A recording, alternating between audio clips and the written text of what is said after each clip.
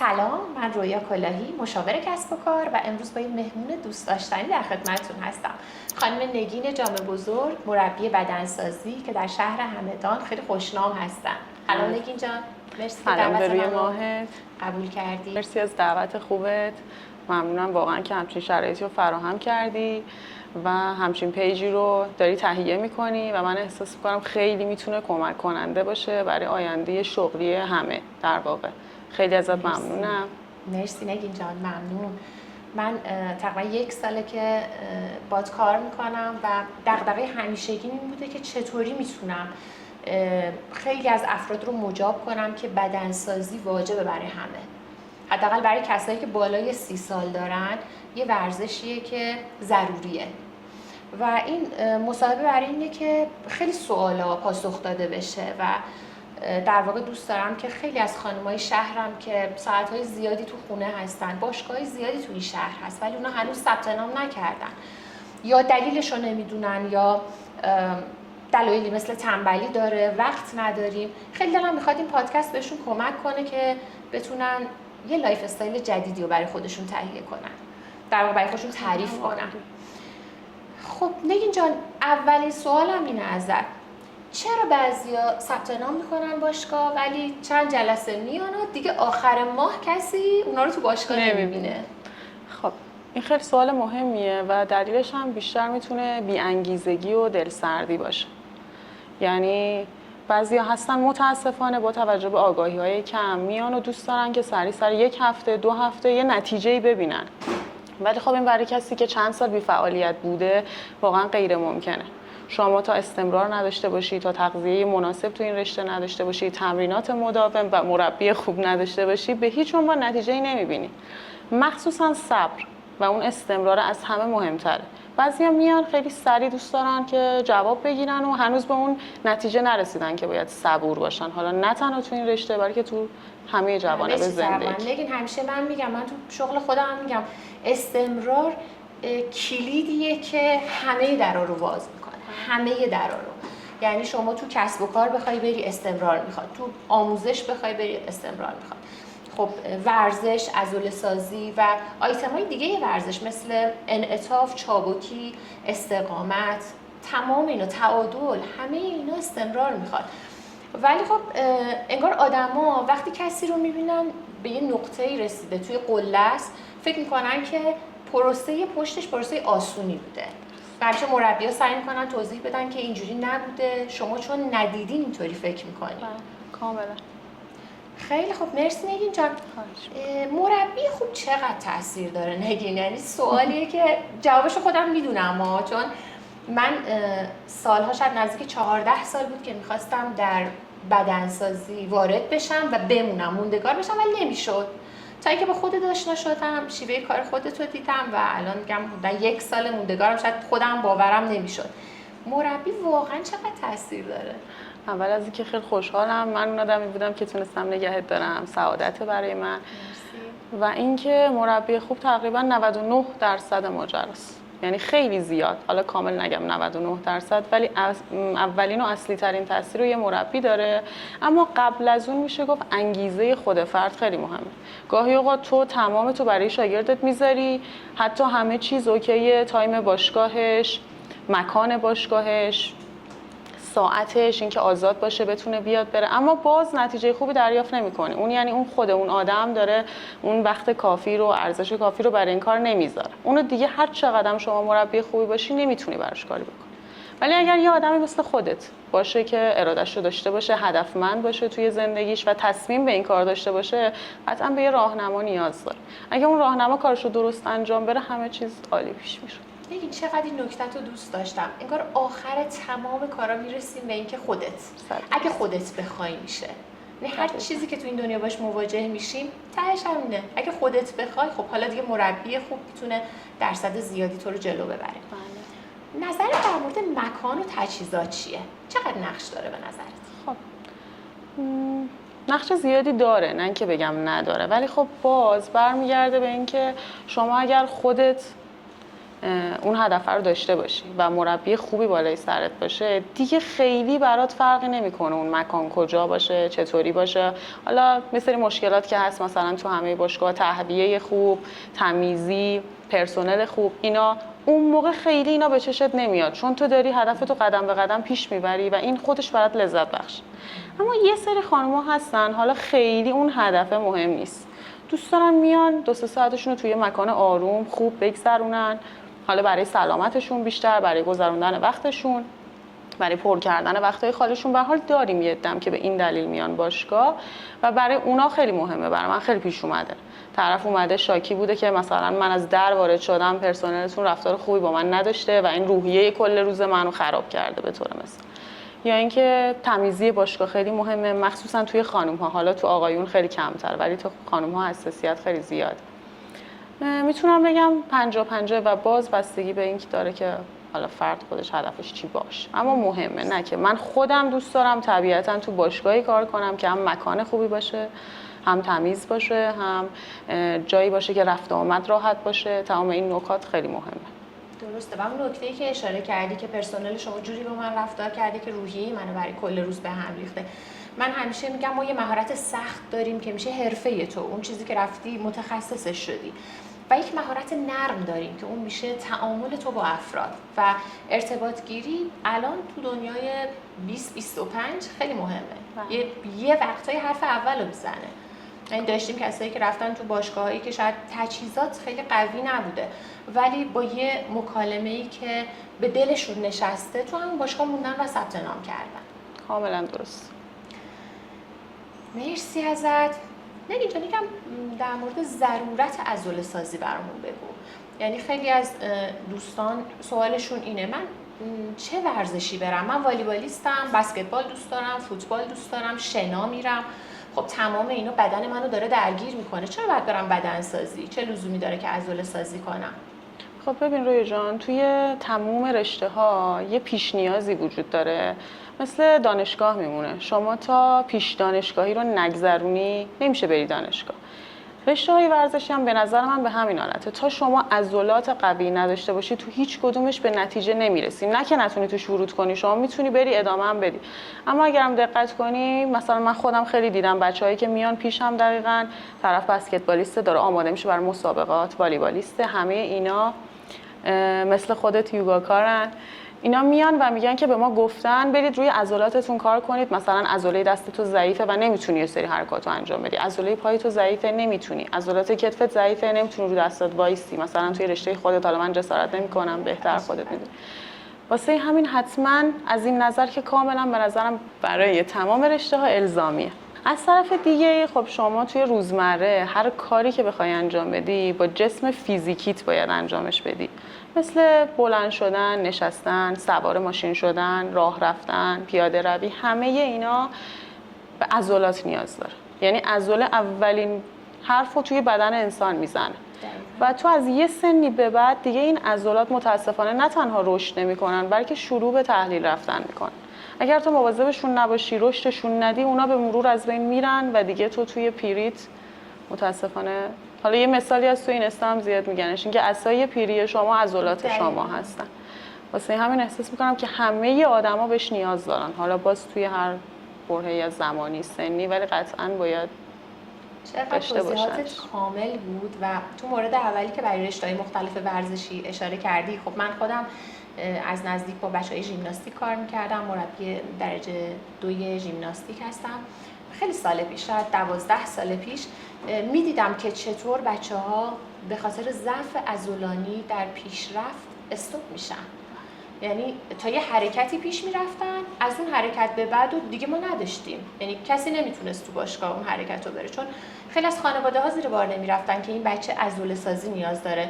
همه میگفتن که دوست داریم هر ماه 2 تا 3 تا حرکت جدید یاد بگیره، یعنی چیزی که نمایشی بود میشد نشونش داد به دیگران که بچه من تو کلاس ژیمناستیک این حرکت خاص رو یاد گرفته.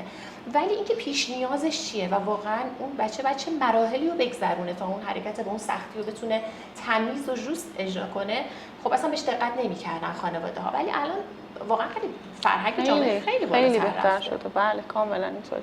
حالا من از نظر من باز یه نکته خیلی مهمی هم راجع به عضله‌سازی هستین که زیبایی بدن خیلی مهمه. یعنی هر کسی که بگه من برام مهم نیست بدنم چه شکلیه، واقعا باور کردنی نیست این موضوع. شما وقتی خودتو داخل آینه میبینی، نمیگم حتی اطرافیان، خودت وقتی خودتو میبینی و از این موضوع لذت میبری، خیلی بهت اعتماد به نفس میده. اون اعتماد به نفس کمک میکنه که توی جاهای دیگه هم خیلی موفق تر باشی.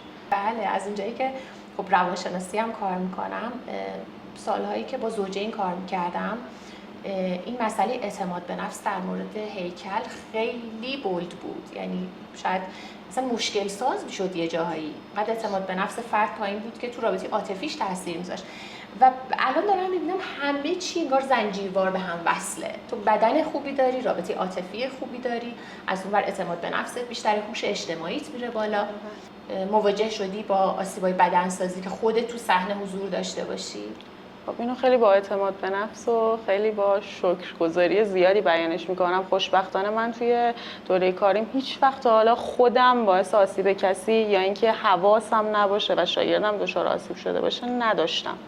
مگر حالا اتفاقات ریزی که حالا شما حواست پرت میشه، خدای نکرده صفحه دنبلی میفته رود، یا مثلا دستگاه پرسپا که خودت در جریان چقدر خطرناکه، اونا فرق میکنه. اونا یه سری چیزای جزئی و کوچیکه. ولی اینکه مثلا من خب متاسفانه خیلی دیدم، خیلی هم دلم میخواد که اتفاقا خوشحال میشم اگر این موضوع توی دوربین بیان شه، اینکه مدیریت‌های باشگاه تا جایی که تحقیق کردم، باشگاه خارج همشون به این صورتن، نظارت میکنن بر کار مربی‌ها که اگر شما مربی حواسش به شاگردش نیست، اون مربی رو از اون کار برکنار میکنن. این براشون مهمترین اصله. ولی توی ایران به هیچ عنوان اینطوری نیست.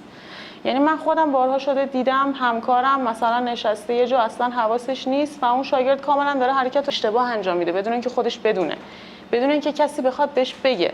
و متاسفانه یه مسئله رقابتی همیشه در میانه این که حتی مربی دیگه‌ای هم نمیتونه بره به اون شاگرد کمک کنه. یه جوری انگار اون یکی مربی رو خراب کرده و سری ایرادات پیش میاد. این خیلی مسئله مهمیه. واقعا مربی حواسش نیست و شاگرد داره اشتباه میزنه، شاید اتفاقی هم پیش نیاد. حالا خیلی یه سری آسیبای خاص ما تو بدنسازی داریم که اکثرش کمر، زانو و گردنه. مهمتریناش ایناست. یه خدایی نکرده اگر اینا درگیر شه، خیلی آسیب‌های جدی‌تر می‌بینن و زندگیشون کلاً مختل میشه. ولی به غیر از اون آسیب‌های جدی نداریم. اما خب تاثیرگذاره نگاه مربی، بودن مربی کنارت، اینا به نظرم خیلی تاثیرگذاره برای نبود آسیب. به چه نکته‌ای اشاره کردی؟ یعنی دیگه بود انسانی اینجا داره قوی میشه که تو حتی می‌بینی یه نفر داره آسیب می‌بینه، علمشو داری، میتونی کمک بدی یا حداقل به مربی مربوطه اشاره کنی که داره این اتفاق میفته. اما انگار ما خودمون یه سری قوانین وضع می‌کنیم بین خودمون که این قانونا نوشته نشده، نانوشته هایی که باید انجام بشه. اگر انجام نشه ارتباطات به هم میریزه، مشکل‌های داخلی داخل حالا سیستم‌های مختلف، شرکت‌ها، مالا که ما داریم در مورد باشگاه صحبت می‌کنیم، مشکلات این چنینی اتفاق میفته. خوبه که در موردش حرف بزنیم. و من اتفاقا یه کلیپ ضبط کردم چند وقت پیش در مورد این که از من انتقاد کن و اولین انتقاد رو به خودم وارد کردم، دوستی که اولین بار ازم انتقاد کرده بود و چقدر برام سازنده بود. و تو اون پست اشاره کردم شاید میلیون بعد هزینه می‌کردم تا چنین انتقاد تند و تیزی میتونست اینقدر دنیای منو عوض کنه. و خوبه، خیلی خوشحال شدم به این نکته اشاره کردی. یه پیام حالا آموزشی، انگیزشی داشته باشیم. امیدوارم که همه مربی‌ها با مسئولیت بالایی کار کنن و میدونیم که اونا میدونن آسیب چیه، الان شاگردش باید چه حرکتی رو بره، ولی برمیگردیم به گوشی. من تو شاید 10 تا باشگاه همدان رفتم، حدودی میگم 8 9 تا یا 10 تا باشگاه همدان رفتم که علت این که از اون باشگاه بیرون اومدم و پایداری نداشتن بوده که مربی‌ها گوشی دستشون میگیرن.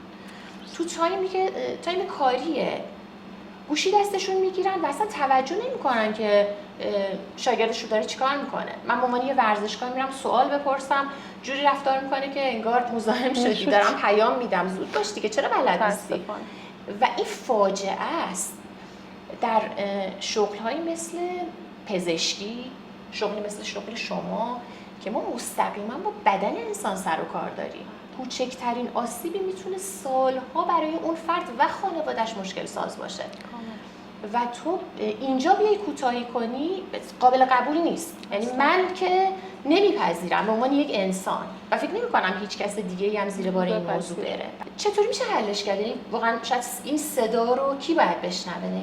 میگم به قول شما یه سری قانون‌های نانوشته هست، کاش اینم جز اون قانونا بود. یعنی حالا کسایی که به هر حال مدیریت باشگاه هستن، ناظر بر مربی‌هاشون هستن، یا به هر حال مربی‌های ارشد سالن، کسایی که سابقه بیشتری دارن، میتونستن خیلی راحت بیان بیان کنن که اصلا شاید طرف اتفاقی حواسش نبوده، گاهی اوقات همچین چیزی پیش میاد و امن نیست، بیان بهشون تذکر بدن که شما حواست نبوده این مورد پیش اومده. باز من خیلی جاها سعی می‌کنم به اون قانون‌های نانوشته توجه نکنم و این کارو بکنم. یعنی حالا بدون در نظر گرفتن که اون مربی الان میخواد با من بحثش بشه، اذیت بشه، یا به نظرم اون اتفاقی که داره اونجا میفته خیلی مهمتر از همه این مسائل. یعنی تا جایی که تونستم سعی کردم کمک کنم. امیدوارم هم طرز فکرشون مثل من بشه. نگین شجاعت تو رو میرسونه. خیلی وقتا کارایی میکنیم که برامون مهم نیست چه قضاوتی میخواد اتفاق بیفته، اما رسالت خودمون رو میدونیم که مواظب آدمو باشیم. خب نگین جان، اگه بخوام ازت بپرسم چرا وارد این رشته شدی؟ این خیلی دلم میخواد بدونم چرا انتخابت در واقع مربیگری بود و وارد رشته بدنسازی شد. راستش رو بخوای انتخاب من هیچ وقت مربیگری نبود. انتخاب من ورزش کردن بود، بدن سازی بود، عضله سازی بود و یه علاقه خیلی زیادی پشتش بود. یعنی من از سن تقریبا 17-18 سالگی، چون من اصلا رشته تحصیلیم چیز دیگه ای بود، ولی در همون کنار تحصیلاتم ناخودآگاه به این موضوع علاقه‌مند شده بودم، به باشگاه رفتن استارت زدم و متوجه شدم که این علاقه خیلی زیاده. و اول فکر می‌کردم که رشد کردن توش مثلا به این معنیه که شما بری مربی بشی و به یه جایی برسی. اول یکم آگاهیم پایین بود، اما به مرور زمان که گذشت دیدم نه، من اون نتایجی که روی بدن خودم دریافت می‌کنم برام خیلی لذت بخشتر از کار کردن، پول درآوردن، اسم مربی رو داشتن و ایناست. و خودت دیگه بهتر از همه میدونی وقتی توی مسیری علاقه پشتش باشه کار تمومه دیگه، همه چیز به دست خدا خیلی راحت پیش میره. اصلا نه مانعی برات پیش میاد، نه اصلا چیزایی که فکر میکردی میشه، خیلی اتفاقات بهتری رقم میخوره. و میگم تنها دلیل من علاقه به بدنسازی بود که دیگه بقیه چیزا پیش اومد. عشق به کار دیگه خط آخره، خط آخر رو زدی، درا باز شده، فقط حرکت کن. تو صحبت قبلیمون یه نکته جا موند، حیفی میاد بهش اشاره نکنم. اونجایی که گفتی من شجاعانه میگم حتی اگر مشکلی پیش بیاد، شاید دلم میخواد الان به مخاطبم بگم با حق و حقوقتون آشنا باشید. خود شاگردها و ورزشکارها هم باید با حق و حقوقشون آشنا باشن. وقتی یه مربی سرش تو گوشیه، شما بابت اون تایم هزینه کردید، حتی هزینه هایی که برای سانس عمومی پرداخت میشه، خب اون باشگاه میگه که بله تو سانس عمومی هم ما مربی داریم که بالا سرتون هست، نه اینکه صرفا برای شما، ولی خب هستش، میتونی سوال بپرسی و تو عملا نمیتونی سوال بپرسی چون اون مشغوله. و دوست دارم مخاطبم بدونه که وقتی با حق و حقوقتون آشنا هستین خیلی راحت میتونید صحبت کنید، اعتراض کنید، یا خیلی مستقیم به مربیتون بگید یا به مسئول باشگاه بگید اینکه دوستمه شاید ناراحت بشه، دلم نمیخواد رو به جور دیگه ای فکر بشه. شوخی نداره، آسیب بدنی شوخی نداره دوستان. روی این موضوع خیلی جدی باشید.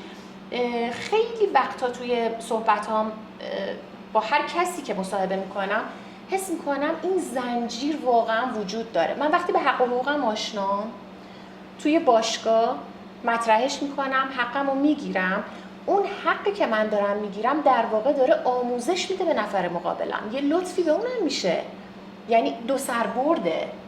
خیلی ها فکر میکنن گرفتن حق یه موضوع یک طرف است، در صورتی که نه، کاملا دو سر برده. نگین جان خیلی دوست دارم لایف استایل تو بدونم. لایف استایل من باشگاه. من صبح زود بیدار شدن که همیشه برام بوده، یعنی اصلا کلا یه روتین بکنم 5-6 ساله که 7-8 صبح از خواب بیدار میشم. همیشه اولین کاری که میکنم خوردن پروتئینمه، چون احساس میکنم اگه اول صبح پروتئینمو دریافت نکنم کل روز و کل تمرینات و همه چیز خراب شد. بعد از اون دیگه داخل باشگاه دیگه خودت بهتر از هر کسی میدونی تا تایم عصر. بعد از اون گاهی اوقات کلاسای آنلاین دارم، اونا رو برگزار میکنم و حالا آخر شب برسم کتابی بخونم، فیلمی ببینم و خواب. و تمرینم که اصلی ترین بخششه، هر روز حداقل 2-3 ساعت رو بهش اختصاص میدم. خیلی هم عالی.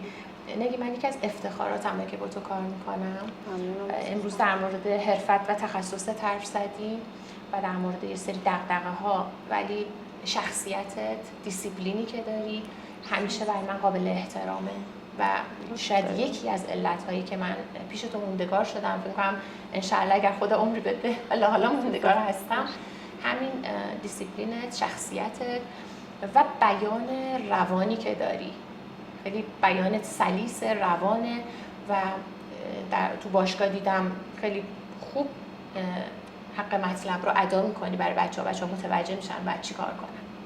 ممنونم از لطفت عزیزم. مرسی که دعوت منو قبول کردی. امیدوارم که تایم دیگه‌ای و حالا روز دیگه‌ای بتونیم با هم یه پادکست قوی تری بسازیم از موارد تخصصی تر در بدنسازی، چون این حوزه خیلی جای حرف داره. بله حتما.